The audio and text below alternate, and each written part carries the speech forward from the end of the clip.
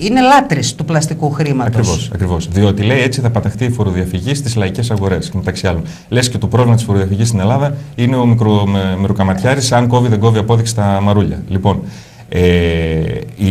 με την κατάργηση των μετρητών, αυτό το οποίο πρόκειται να συμβεί στην Ελλάδα θα είναι καταστροφικό. Θα δημιουργηθεί ένα καθεστώς τυραννικό.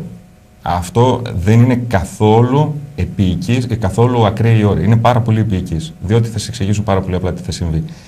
Το χρήμα, όπως το ξέρουμε, το μετρητό, είναι ένα κινητό πράγμα. Είναι ο κόπος μου, το παίρνω, μπορώ να το βάλω στην άκρη, μπορώ να το καταθέσω στην τράπεζα, μπορώ να το δωρήσω στα παιδιά μου, μπορώ με αυτό να πάω να ψωνίσω, να κάνω ό,τι θέλω. Μπορώ να το βάλω και να το κρατήσω στην άκρη κάπου για κάτι θα χρειαστώ μια ώρα ανάγκης. Το πώς θα διαθέσω λοιπόν τα χρήματα είναι μια πράξη που, αν μη τι άλλο, καταδεικνύει την ελευθερία μου. Το τι θα πληρώσω επίσης και πώς θα το πληρώσω είναι κάτι άλλο που αποτελεί αποτέλεσμα της επιλογής μου. Άρα λοιπόν είναι αποτέλεσμα της προσωπικής μου ελευθερίας. Με την κατάργηση των μετρητών τι γίνεται? Τα μετρητά, το χρήμα αποϊλοποιείται. Πάβει πια να έχει ύλη. Πηγαίνει στην τράπεζα και η τράπεζα πια εμένα δεν μου παρέχει χρήματα, δεν μου παρέχει ύλη, αλλά μου παρέχει υπηρεσία. Την οποία μάλιστα η υπηρεσία με χρεώνει για αυτή. Αυτό το οποίο περνάμε και τώρα. Επομένως λοιπόν, με μια αποϊλοποίηση των μετρητών, ο άνθρωπος χάνει την ελευθερία του πώς θα διαθέσει τα μετρητά. Διότι η υπηρεσία πια που του παρέχεται είναι η υπηρεσία που θα αποφασίσει η τράπεζα. Για να το κάνω πιο λιανά, να το καταλάβετε. Ουσιαστικά είναι σαν να παίρνω το πορτοφόλι μου και να το δίνω σε εσάς. Είστε καλοί, χρυσοί, δεν έχω καμία αμφιβολία, αλλά θα πρέπει όμως κάθε φορά για ό,τι θέλω να έρχομαι και να λέω: Κύριε Χασάπη, μπορώ να πληρώσω τώρα το ΦΠΑ? Ναι, στο πληρώνω. Κυρία Χασάπη, μπορώ τώρα να πληρώσω το μαγαζί να πάρω να ψωνίσω? Ναι, μπορείς.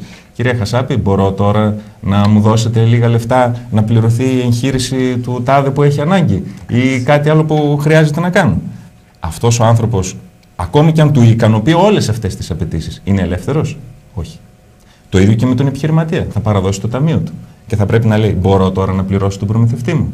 Μπορώ τώρα να κρατήσω χρήματα για μένα? Μπορώ να κάνω κάτι? Δεν θα είναι ελεύθερος. Και ίσως αν κάναμε σε άλλο χρόνο αυτή τη συζήτηση να μην ήταν τόσο εύκολα κατανοητό, κύριε Θανάσουλα. Τώρα όμως νομίζω είναι πιο κατανοητό. Και ας πω και ποιο είναι.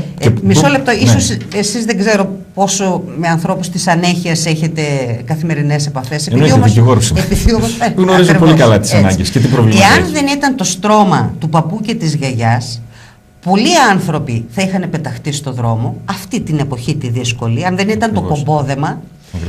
Πολλά παιδιά δεν θα μπορούσαν να πάνε στο φροντιστήριο, πολλοί φοιτητές δεν θα μπορούσαν να πάνε να σπουδάσουν, διότι αυτό το κομπόδεμα του παππού και της γιαγιάς που ήταν στο στρώμα, αυτοί μπορεί να το λένε μαύρο και να το λένε φοροδιαφυγή.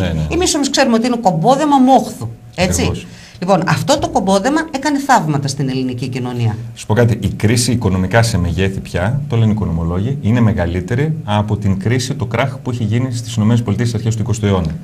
Εκεί θυμάστε ότι πέθανε κόσμος. Ο λόγος που αυτό δεν συνέβη στην Ελλάδα, ενώ ήταν πολύ πιο ισχυρή και πολύ πιο μεγάλα τα προβλήματα που αντιμετωπίζουμε, ήταν ακριβώς η μεγάλη συνοχή που είχε η ελληνική κοινωνία. Η ελληνική οικογένεια και προς τον συνάνθρωπο, η εκκλησία, τα συσίτα και οτιδήποτε άλλο. Άρα λοιπόν, εάν εμείς έρθουμε και αυτό το πράγμα το εξαφανίσουμε, το αποϊλοποιήσουμε, οι συνέπειες θα είναι τρομακτικές. Και αυτό που με τρομάζει επίσης πάρα πολύ, δημοσιογραφικά τώρα μιλώντας, όπως θα έλεγε και ο Μένιος ο Φουρτιώτης, δεν το ξέρω το όνομά του, το έμαθα τώρα, το εμπέδωσα για τα καλά.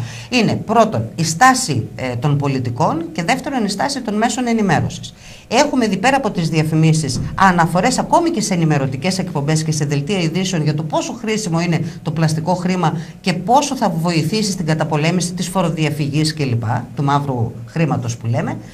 Και επίσης ως αντίλογο έχουν βγάλει κάποιους γραφικούς, διότι ξέρουμε κυρίες και κύριοι, οφείλετε κι εσείς να ξέρετε.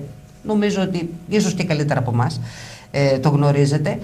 Ο αντίλογος έβγαινε του στείλω ότι έλα μωρέ, ο Ελληναράς ο κλασικός, εγώ πώς θα πηγαίνω στα μπουζούκια, τι θα πετάω, την κάρτα μου, το πλαστικό, το χρήμα. Δηλαδή ο μόνος αντίλογος που βρήκανε να πούνε ήταν αυτό, ότι ο Έλληνας θέλει ρε παιδί μου να έχει και 5 φράγκα έτσι χαρτονομίσματα στην τσέπη.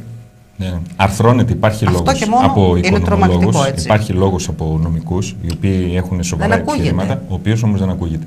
Εγώ θα σας πω το εξής για να καταλάβετε.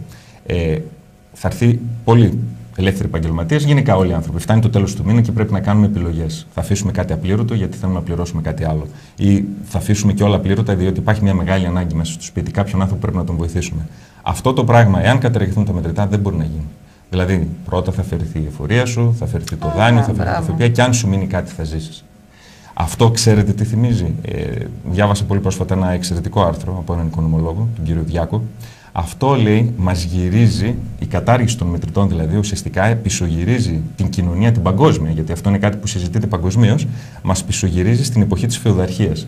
Η Ελλάδα δεν έζησε τέτοια πράγματα. Στη φεουδαρχία, στο Μεσαίωνα. Δεν σου ανήκει η γη, δεν σου ανήκει η εισοδιά. Δηλαδή, εσύ θα παρέδιδες τη εισοδιά στο φεουδάρχη και το πώς θα έτρεφες τα παιδιά σου ήταν ένα δικό σου θέμα. Άρα δεν σου ανήκει τίποτα. Το ίδιο πράγμα θα συμβαίνει ακριβώς εκεί. Δηλαδή, θα πρέπει να πληρώνονται οι άλλες προτεραιότητες και αυτά τα οποία πραγματικά μπορεί να θέλεις ή που πραγματικά να έχεις ανάγκη εκείνη τη στιγμή να μην έχεις την ελευθερία να το κάνεις. Και μάλιστα έλεγε κιόλας σε αυτό το άρθρο πάρα πολύ εύστοχα ότι μας μίλησαν για το πλανητικό χωριό, αλλά δεν μας εξήγησαν ότι στο πλανητικό χωριό εμείς θα γυρίσουμε στη φεουδαρχία και εμείς θα είμαστε οι δούλοι. Μάλιστα. Να πάμε να κάνουμε ένα σύντομο διαφημιστικό διάλειμμα και να επανέλθουμε, κυρίες και κύριοι. Έχουμε και άλλα πολύ ενδιαφέροντα και βιντεάκια και βεβαίως ακούτε τον κύριο Θανάσουλα. Πάρα πολλά στοιχεία τεκμηριωμένα από επιστήμονες, από ειδικούς, από σοβαρούς ανθρώπους, τα οποία δυστυχώς στη χώρα μας δεν ακούγονται. Σε πολύ λίγο εδώ.